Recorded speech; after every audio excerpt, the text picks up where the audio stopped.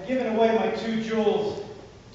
I have lied to save the life of a child. Will I ever be worthy enough to see the face of the king? Oh, sir, you have saved the life of my child and ours as well. I have nothing to give you except for my thanks. He is a beautiful boy. Keep him safe. I will. Wait, sir. What's your name? Artaban. May the Lord bless you, sir. Artaban? As shall I, for all my days. And he watched them go. Master, it is time for me to return to the farm. Come with me. No, I've come too far. Though I may never see the face of the king, still I must try. Master, Artaban, this king whom you seek is not to be found in a palace, nor among the rich and powerful. The life for which you seek is a new life, which will be found in a kingdom that is to be established forever, of unconquerable love. You are wise, my friend. Sometimes. Be well. The servant returned to his true master. Artaban traveled far and wide, searching among the people with whom the little family from Bethlehem might perhaps have found refuge. He passed through countries where famine lay heavy upon the land, and the poor were crying for bread. He visited the oppressed and the afflicted in the gloom of prisons. In all this anguish, though he found none to worship, he found many to help. He fed the hungry, clothed the naked, and healed the sick. And his years passed more swiftly than the weaver's shuttle that flashes back and forth through the loom. At times, it may have seemed to those who didn't know better that it was almost as if he had forgotten his quest. But once in a while, he would take out the pearl, the last of his gifts, from its secret resting place and look at it. A mellow luster trembled upon its surface.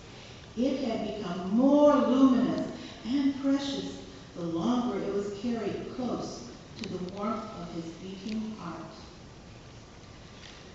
33 years of the life of Artaban had passed away, and he was still a pilgrim and a seeker after light, and still he carried his gift close to his heart.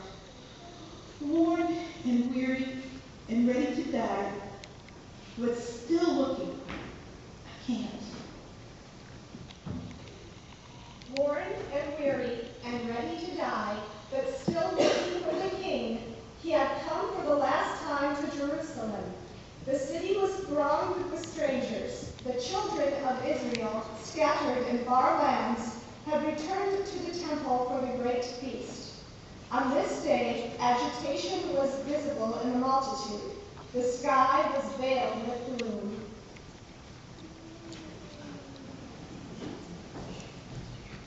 Friend, what's going on here?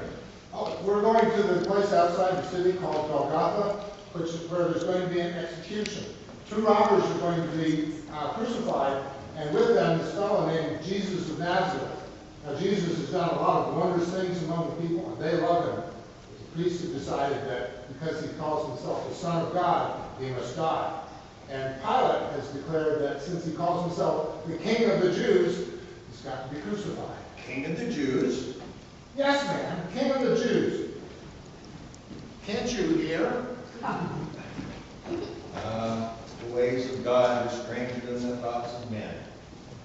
Can it be that I will find my king in the hands of his enemies and be able to offer this pearl for his ransom before he dies? Suddenly, a troop of Macedonian soldiers came down the street, dragging 2 young girls with torn dresses and disheveled hair. When the Phrygian paused to look at them with compassion, they broke suddenly from the hands of their tormentors and threw themselves at his feet, clasping him around the knees. They had seen his white cap and the winged circle on his breast. Have pity on us, sir, and save us for the sake of the God of purity. We are also daughters of the true religion, which is taught by the Magi. Our father was a merchant of Parthia, but he is dead, and we are seized for his death to be sold as slaves. Please, save us from worse than death. Have pity on us, great sir. Please.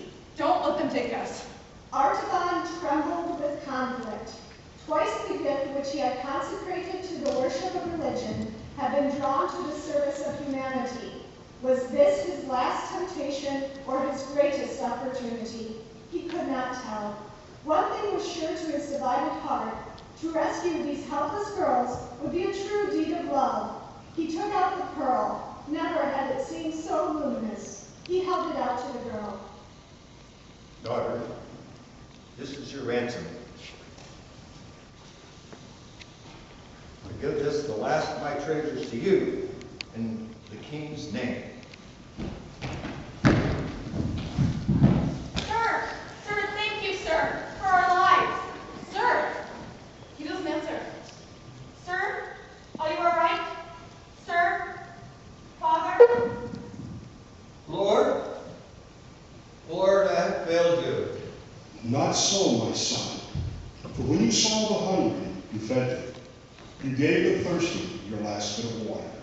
You took in the homeless and tended the sick. You placed yourself willingly between the threatened and harmed.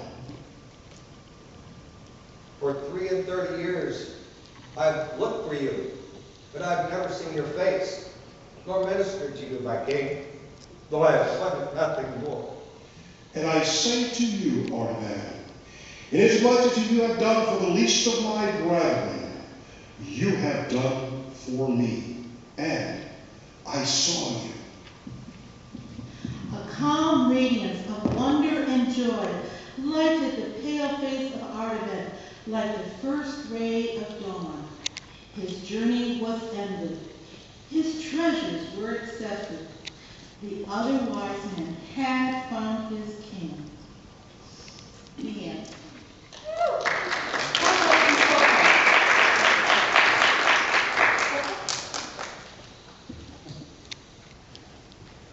Oh, Grandma. Yes, ma'am. That was the prettiest story ever. It really was, Mom. Do you understand now? I think so. Even though I might not be able to give her a gift in time for Christmas, I'll be able to give her, well, I don't know how to say it. May I try? Every day you give Jenna the gift of friendship, which is something you don't even think of as a gift, but really is the best gift of all. Yeah, that's it. Hey, Grandma, will you help me to anyone's? Sure I will. Will we get it done in time for Jenna? Nah, I'll find something else for her. I'd rather give it to you instead. That's my girl.